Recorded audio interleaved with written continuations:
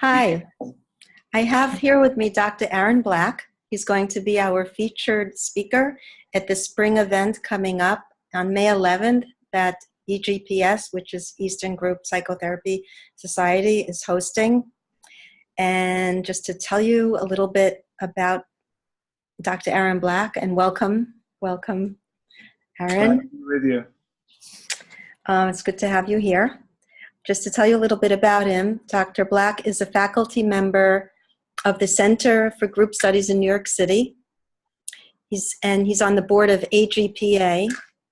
His most recent publication is entitled On Attacking and Being Attacked in Group Psychotherapy, which appears in the July edition of the International Journal of Group Psychotherapy. Dr. Black is in private practice in Rochester, New York, where he teaches, supervises, and works clinically with individuals, couples, and groups. So welcome. It's great to have you here. And I thought this would be a good opportunity for you to share with us a little bit about your talk, a little preview. I'd like to, if you just have a few words to say about your talk, what people can expect when they come on May 11th. Absolutely. It's a pleasure to be with you, and I'm really looking forward to the talk itself. The talk is going to be loosely based on the paper. It isn't going to be an exact run-through of the same content, but there's going to be quite a bit of overlap. So I'm really going to be focusing on moments of collision between group members, not aggression in general. Although I'll talk a little bit about aggression in general. I'm particularly interested in verbal attacking in all its forms, and how group leaders can transform those moments into clinically useful moments rather than destructive moments in the group process. So the talk's going to include, I'm not sure about the time frame quite yet, but maybe half an hour, 40 minutes of a didactic talk, followed by a demonstration group and then a large group discussion. And it's going to be an opportunity to present some theory, and hopefully we'll see it in the demonstration group, or resistances to it anyway. And then we'll have a chance to talk. And I'm particularly looking forward to the post-demo group part of the presentation, because it really gives people a chance to talk more openly about the challenges and the opportunities for working with aggression and conflict and what I'm calling verbal attacking in group. It sounds like it'll be a really great opportunity for everybody who comes there to learn some of these tools and ways of working with their groups. I'm also interested in learning how you got interested in this topic. It's kind of something that, in my mind, a lot of group therapists would avoid the idea of allowing verbal attacks in group. I mean, I think it might even be one of the rules that group therapists start with, in addition to on time attending, Be nice to the other group members. So you have this fresh approach, and so how did you come to this? This way of thinking about it, using it productively rather than avoiding it altogether. Right. Well, like any group therapist, of course, I've done both. I've under-attended to this and I've over-attended to it. But I would say there are probably two primary reasons. Having led group for many years, groups that don't have enough aggression available to them lack passion and tend to be highly constricted.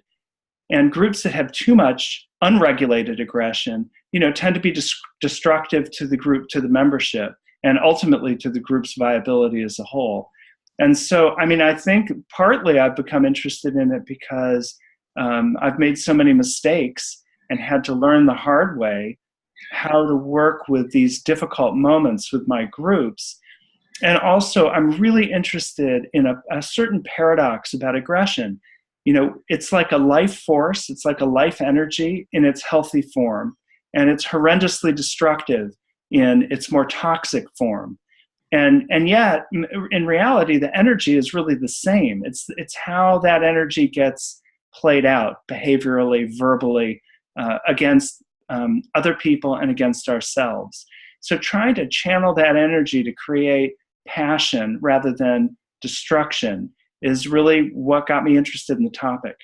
Hmm. It makes me think about like conflict.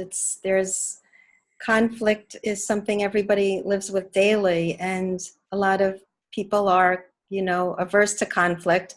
And yet the more you learn how to deal with it, the better you're able to, deal with day-to-day conflicts, which just crop up in most situations with people or work-related stuff.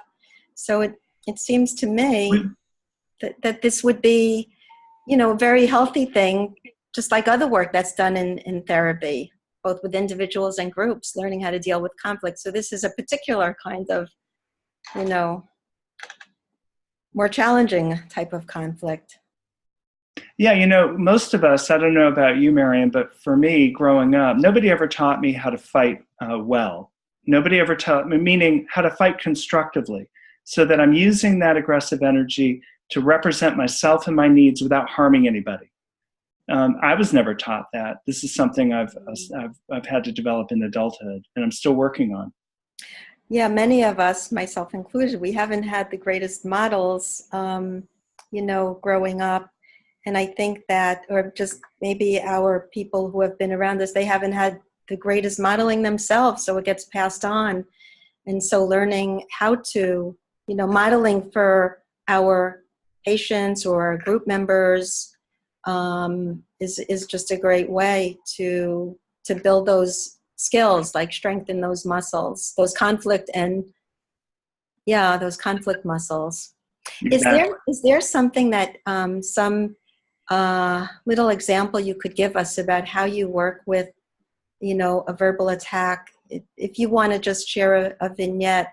I know you're really going to get into this at the time of your talk at the spring event, but if there's it doesn't even have to be a vignette, just something you want to share about a productive way to work with it, the productive way rather than the destructive way, which most people are afraid will happen. Well, in the paper that you referenced, there's a very toxic clinical exchange where two members get into a verbal altercation, and the male member is highly verbally abusive with the female member in this particular group. And in that particular instance, because there's a lot to say about this topic, but in that particular instance, I really, in some ways, just acted like a good father, in the sense that I matched his aggression without using any kind of toxic language, and told him that we could tell he's angry, but I wanted to know what other feelings he was having. But I said it in a very, very forceful way where I matched him just slightly beneath his intensity. And almost like Beatrice Beebe and her work on regulating infants, we sort of yelled at each other for a while, but we de-escalated over about 10 minutes to the point where he began to cry and start talking about his shame. That's an instance. Often, though, as group leaders, we're also trying to mobilize the group. So that was an example where I really needed to step up as the group leader and set and provide a containing function for this particular group member. But I think we also want to work indirectly with the group as a whole to create an environment where language is valued over action, which creates safety around aggression, and where there's some modeling that takes place about how people can be furious with one another without doing harm. And that's a group as a whole project, not just the therapist.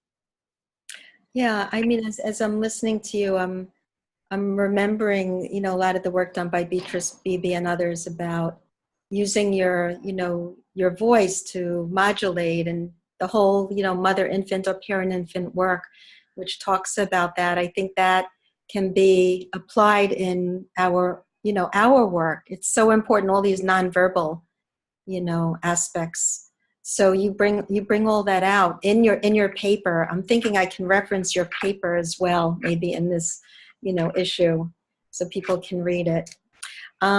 So I think we're just about out of time. So I want to thank you so much for sharing with us. And I'm personally really looking forward to your talk and, didactic part and demonstration group. And I think all of our audience, they'll be in for a real treat. So the best of luck with this, and I look forward to seeing you in May.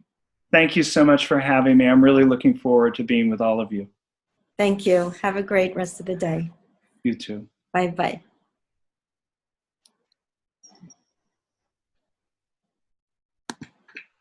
Okay, I stopped the video. Hopefully I stopped. Yeah, I think I stopped the video. Still says recording on my end. It says recording. Oops.